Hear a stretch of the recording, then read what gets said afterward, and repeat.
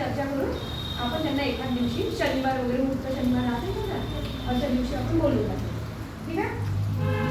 नंतर आहे क्रीडा व सांस्कृतिक कार्यक्रम. क्रीडा जो खेळा संबंधित आणि सांस्कृतिक म्हणजे ते आपल्या शाळेचे सांस्कृतिक म्हणा किंवा गावात तुम्हाला असं वाटते का की असं काहीतरी झालं पाहिजे किंवा सणाच्या दिवशी किंवा काही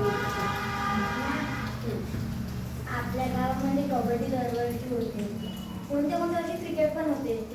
आता समजा मला फोनमध्ये इंटरेस्ट आहे किंवा कोणत्या मुलांना कोणत्या दुसऱ्या खेळामध्ये इंटरेस्ट आहे, फुटबॉल हॉकी वगैरे वगैरे, तर त्याची आपल्या मला तरी वाटते की आमच्या गावात पाहिजे त्याची सुविधा. तुम्हाला सांगू तुमच्या शाळेमध्ये क्रीडा शिक्षक आहे ना, तर फक्त काय आहे की तुम्ही त्यांना जाऊन द्या की आम्हाला ह्या याच्यात इंटरेस्ट आहे, तसे शाळेमधून 10-15 मुलांचा गट तयार करा आणि त्यांना ते शिकवतील, ते वेळ देतील तुम्हाला, कारण की त्यांची नियुक्ती त्याच्यासाठी झाली आहे.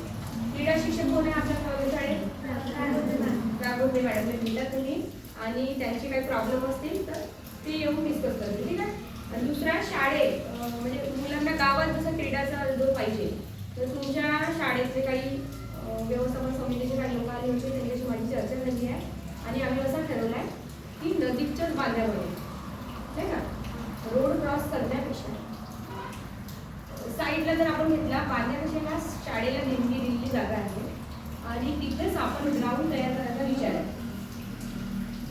नंतरचा मुलांचे हक्क व जबाबदाऱ्या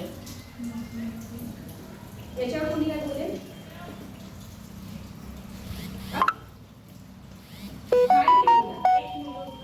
मुलांचे हक्क व जबाबदाऱ्या कोणती जबाबदारी आहे? मुलांचा हक्क आहे शिक्षण देणे आणि मुलांच्या जबाबदाऱ्या आहेत की आपण जे करत आहोत कामं ते चांगले पाहिजे, आपल्या गावाच्या आपल्या राज्याच्या आपल्या देशाच्या हितासाठी पाहिजे.